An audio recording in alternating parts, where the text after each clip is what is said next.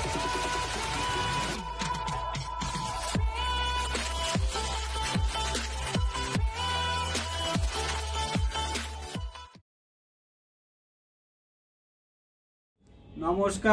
আমি গৌরব গোবিন্দ বিশ্বাস, medical technologist. এখন আমি আপনাদের সাথে আলোচনা করব ট্রোপোনিন টি টেস্ট নিয়ে। তা ট্রোপোনিন টি টেস্ট নিয়ে আলোচনা করার আগে আমরা ট্রোপোনিন টি সম্পর্কে কিছু গুরুত্বপূর্ণ তথ্য জেনে নেব। ট্রোপোনিন হলো এক ধরনের প্রোটিন যা আপনার হার্টের পেশিতে পাওয়া যায়। ট্রোপোনিন টি পরীক্ষা হলো একটি সাধারণ রক্ত পরীক্ষা যা রক্তে ট্রোপোনিনের মাত্রা পরিমাপ করা হয়।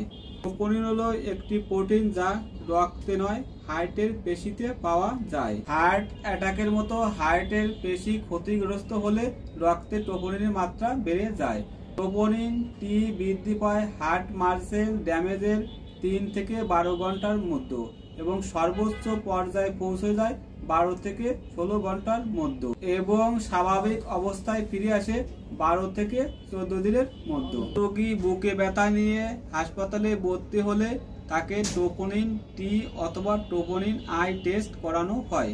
প্রথমবার পরীক্ষা করার 6 থেকে 12 ঘন্টার মধ্যে পুনরায় পরীক্ষা করে দেখা হয়। কখনো কখনো কোনো রোগীর প্রথম 12 থেকে 16 ঘন্টার ভিতর 2 থেকে 3 বার পরীক্ষা করা হয়। এখন আমি আপনাদেরকে দেখাবো অপটিক্যাল কিউ মেশিনে কিভাবে ট্রোপোনিন টি টেস্ট রান দেবেন। সর্বপ্রথম পেশেন্ট স্যাম্পল নিতে হবে। আমি আগে থেকে পেশেন্ট স্যাম্পল সংগ্রহ করে রেখেছি। তারপর হলো ট্রোপোনিন টির কার্ট্রিজ। এই হলো অপটিক্যাল কিউ ট্রোপোনিন টি এর কার্ট্রিজ। তারপর ট্রোপোনিন টি এর ডিটেকশন বাফার। এই হলো ট্রোপোনিন টি এর ডিটেকশন বাফার। এখন আমি পেশেন্ট স্যাম্পল 100 মাইক্রোলিটার নেব। ট্রোপোনিন টি টেস্টের জন্য 100 মাইক্রোলিটার পেশেন্ট স্যাম্পল নিয়ে নিলাম। এখন আমি ডিটেকশন বাফারের ভিতর দিয়ে দেব। ডিটেকশন বাফারের ভিতর 100 মাইক্রোলিটার সিরাম দেওয়ার পর 10 টাইম মিক্সিং করতে হবে।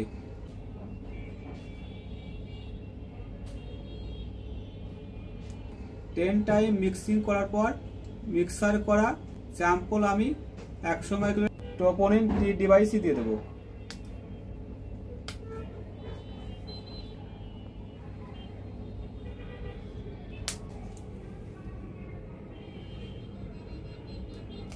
স্যাম্পল দেওয়ার পর আমি টেস্ট অটোতে যাব। এই হলো ট্রোপোনিন টি। আবার আমি ইন্টার প্রেস করব। এখন আমি স্যাম্পল হোল্ডারে কার্ট্রিজ দিয়ে দেব। দেওয়ার পর আমি ইন্টার প্রেস করব। এখন আমি 15 মিনিট ওয়েট করব। 15 মিনিট পর আমি ট্রোপোনিন টি এর রেজাল্ট পেয়ে যাব। ট্রোপোনিন টি এর 15 মিনিট টাইম শেষ। এখন আমরা ট্রোপোনিন টি এর রেজাল্ট দেখব। ট্রোপোনিন টি এর রেজাল্ট আসছে 1.63 ন্যানোগ্রাম পার ml। ট্রোপোনিন টি এর নর্মাল রেঞ্জ হলো লেস দ্যান 0.10 ন্যানোগ্রাম পার ml। নর্মাল রেঞ্জের তুলনায় পেশেন্টের রেজাল্ট অনেক বেশি আসছে। যদি আমার এই ভিডিওটি ভালো লেগে থাকে তাহলে লাইক, কমেন্ট, শেয়ার এবং সাবস্ক্রাইব করবেন।